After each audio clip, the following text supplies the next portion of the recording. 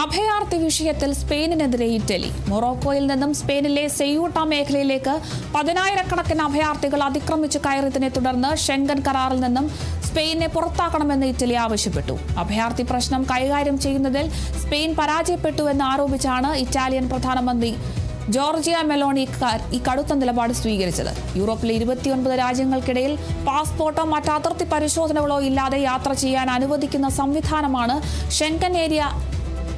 ഇറ്റലിയുടെ ആവശ്യത്തെ പിന്തുണച്ച് ഫിൻലൻഡും രംഗത്തെത്തിയിട്ടുണ്ട്. ഷെങ്കൻ മേഖലയുടെ പുറം അതിർത്തികൾ സംരക്ഷിക്കുന്നതിൽ സ്പെയിൻ പൂർണ്ണമായും പരാജയപ്പെട്ടുവെന്നും അതിർത്തി സംരക്ഷിക്കാൻ കഴിയാത്ത രാജ്യങ്ങൾക്ക് ഈ മേഖലയിൽ അംഗമായി തുടരാൻ അവകാശമില്ലെന്നും ഫിൻലൻഡ് ആഭ്യന്തരമന്ത്രി മാരി രന്താനൻ പറഞ്ഞു.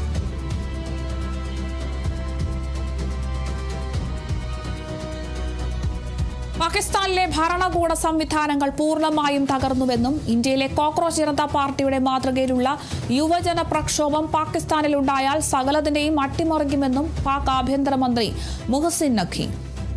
ഇന്ത്യയിൽ നീറ്റ് ചോദ്യപേപ്പർ ചോർച്ചയെ തുടർന്ന് പൊട്ടിപ്പുറപ്പെട്ട വിദ്യാർത്ഥി പ്രക്ഷോഭത്തിന്റെ മാതൃകയിൽ പാകിസ്ഥാനിലും വലിയ പ്രതിഷേധത്തിന് സാധ്യതയുണ്ടെന്നാണ് പാക് പ്രധാനമന്ത്രി പറയുന്നത്. പാകിസ്ഥാനിലെ തകർന്ന ഭരണ സംവിധാനങ്ങൾ അടിയന്തരമായി പരിഷ്കരിച്ചില്ലെങ്കിൽ വലിയ ജനകീയ പ്രക്ഷോഭത്തിന് രാജ്യം സാക്ഷ്യം വഹിക്കേണ്ടി വരുമെന്ന് യുവാക്കൾക്കിടയിൽ വർദ്ധിച്ചുവരുന്ന രോക്ഷത്തെക്കുറിച്ച് സംസാരിക്കവേ ഇന്ത്യയിലെ കോക്രോച്ച് ജനതാ പാർട്ടി പ്രക്ഷോഭത്തെ പരാമർശിച്ച് അദ്ദേഹം മുന്നറിയിപ്പ് നൽകിയത്.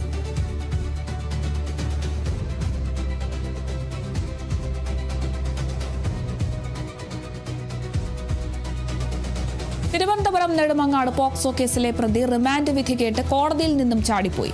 നെടുമങ്ങാട് പോക്സോ കോടതിയിലാണ് നാടകീയ രംഗങ്ങളുണ്ടായത്. കേസിലെ 4ാം പ്രതി നിതിൻ രാജാണ് ചാടിപ്പോയത്. 4 വർഷങ്ങൾക്ക് മുൻപ് പ്രായപൂർത്തിയാകാത്ത പെൺകുട്ടിയെ നിതിൻ രാജിന്റെ സുഹൃത്ത് വിവാഹ വാഗ്ദാനം നൽകി തട്ടിക്കൊണ്ടുപോയി പീഡിപ്പിച്ചിരുന്നു. കേസിൽ നിതിൻ രാജ് ഉൾപ്പെടെ 4 പേർ അറസ്റ്റിലായിരുന്നു. പിന്നീട് ജാമ്യം കിട്ടി പുറത്തിറങ്ങവെയാണ് പുതിയ നടപടിയുണ്ടായിരിക്കുന്നത്. 4ാം പ്രതിയായ നിതിൻ രാജ് കുറെ നാളായി കോടതിയിൽ വരാത്തതിനാൽ കോടതി അറസ്റ്റ് വാറന്റ് പുറപ്പെടുവിച്ചിരുന്നു. തുടർന്ന് വക്കീലുമായി ഇന്ന് ഉച്ചയ്ക്ക് പ്രതി കോടതിയിൽ ഹാജരാകുകയായിരുന്നു.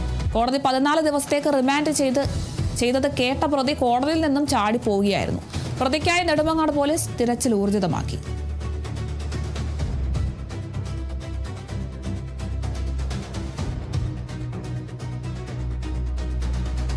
ആലപ്പുഴ അഗതി മന്ദിരത്തിലെ ജീവനക്കാരുടെ ലൈംഗികാധിക്ഷേപ പരാതിയിൽ സാമൂഹിക പ്രവർത്തകൻ ആൽബിൻ മാത്യു പോലീസിൽ കീഴടങ്ങി. മോശമായി പെരുമാറുന്നതിന്റെ ദൃശ്യങ്ങളും ഫോൺ കോൾ റെക്കോർഡും ജീവനക്കാരെ പുറത്തുവിട്ടതിന് പിന്നാലെയാണ് കീഴടങ്ങൽ. ഇയാളുടെ അറസ്റ്റ് പോലീസ് രേഖപ്പെടുത്തി.